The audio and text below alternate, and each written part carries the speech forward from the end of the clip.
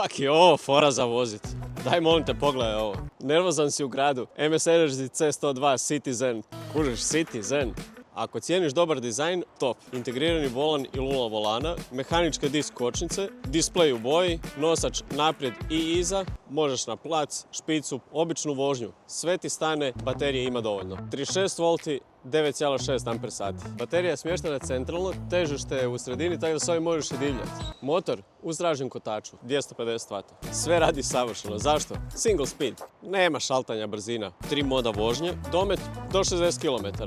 Pališ na posao, kavu i tak 2-3 dana. Tek onda ga puniš.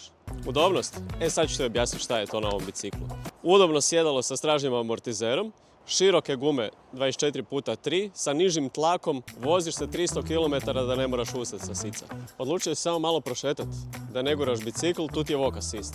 Stisneš gumb i on ti ide sam.